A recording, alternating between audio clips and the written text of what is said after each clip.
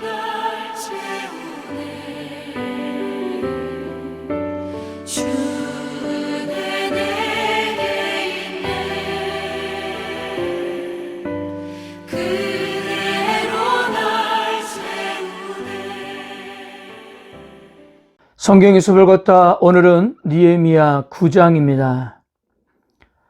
어제 느헤미야 8장에서 성경 기자가 찬사를 보낼 정도로 이스라엘 백성들은 율법에 기록된 대로 철저하게 초막절을 지켰습니다. 그 모습은 여호수아 때로부터 지금까지 보기 드문 광경이었어요. 그렇게 초막절은 끝이 났는데요. 모두들 일상으로 돌아갈 만도 한데 오히려 신앙적 열기는 더해만 갔습니다. 오늘 9장 1절에서 그달 숨은 나은 날에 라는 날짜로 시작하는데요. 어제 느헤미야 8장에서 백성들은 새해를 맞이해서 새해 첫날인 7월 1일에 수문학 광장에 모여 학사 에스라에게 율법을 낭독해달라고 했고요.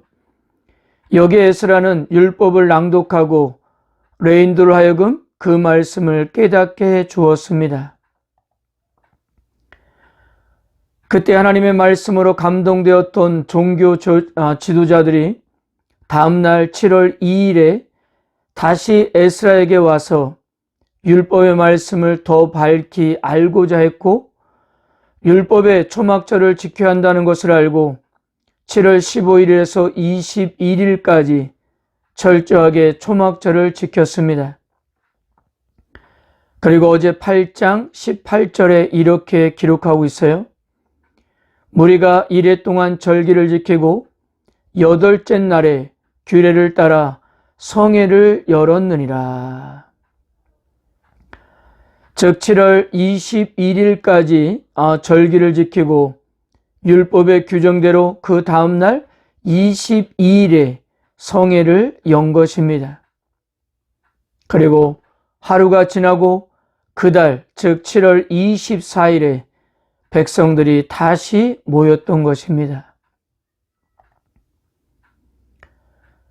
방금 말씀드린 대로 일곱째 달 초하루에 수문학 광장에 모여 학사 에스라의 율법 낭독과 레인들이 깨닫게 해준 말씀의 후폭풍은 참으로 거셌습니다.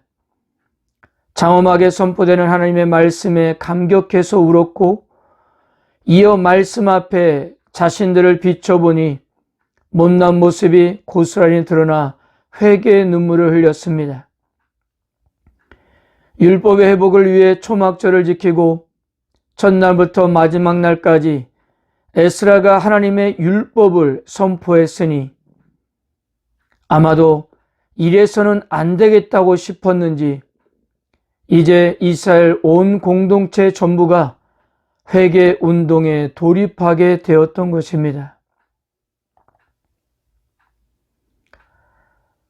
수십 년 동안 집단 백내장을 앓던 사람들이 어느 날 신기술을 가진 안과 의사에게 한꺼번에 치료가 되고 난생 처음 거울을 통해서 자신의 모습을 제대로 봤을 때 일어났을 법한 사건이 일어난 것입니다.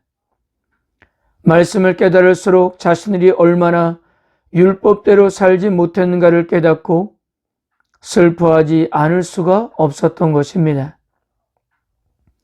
이러한 자신들의 모습에 충격을 감추지 못한 백성들이 그 추한 꼴을 한시라도 빨리 씻어 버리려고 했던 거예요.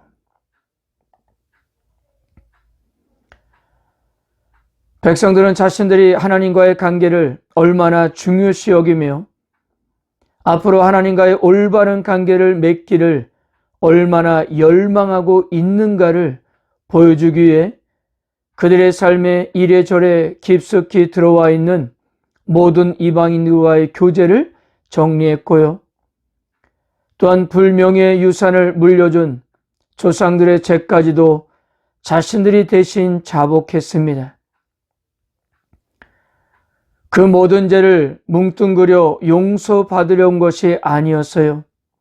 괴롭지만 그 하나하나의 죄에 대해 조목조목 회개를 했던 것입니다. 3절을 보세요. 이날에 낮 4분의 1은 그 제자리에 서서 그들이 하나님 여호와의 율법책을 낭독하고 낮 4분의 1은 죄를 자복하며 그들이 하나님 여호와께 경배하는데, 낮을 반분해서 한 번은 계속 율법책을 낭독하고 또 한 번은 회개하며 하나님을 경배했는데요. 여기서 우리는 중요한 것을 발견할 수가 있습니다.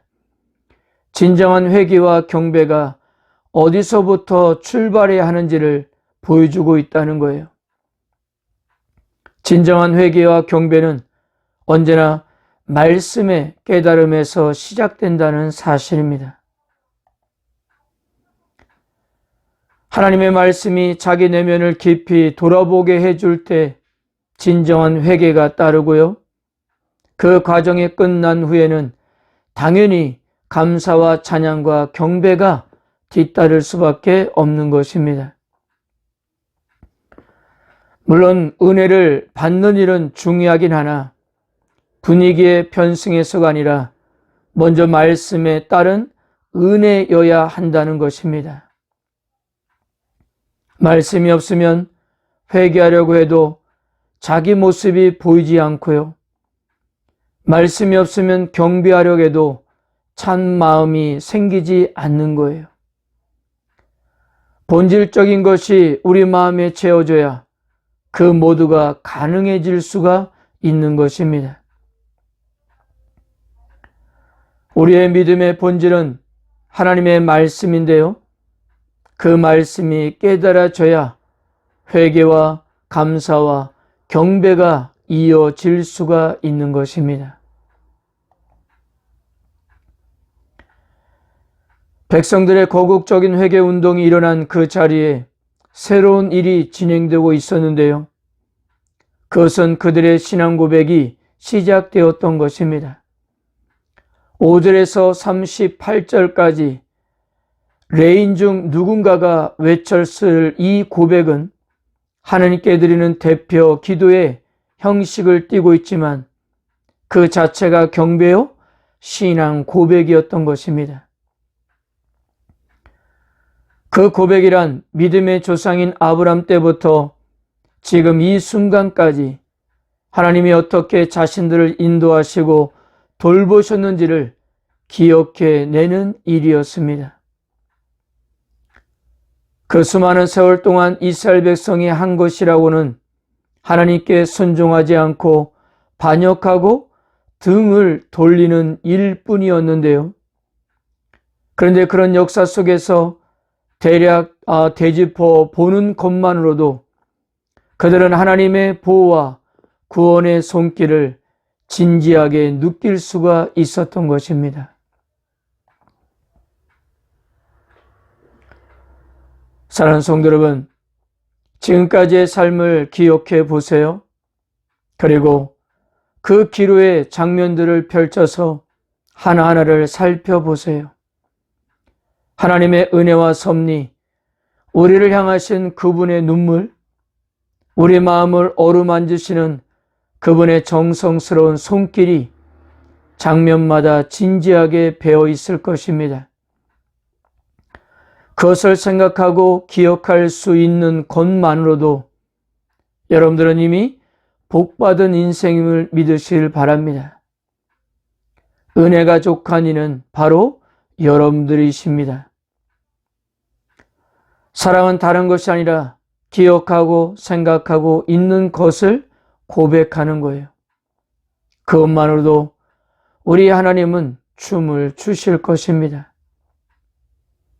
오늘도 그 하나님의 은혜를 기억하고 생각해서 고백하는 일로 하루의 시간을 채워보세요. 그렇다면 우리들은 언제든 앞으로 나갈 수가 있게 될 것입니다. 아멘.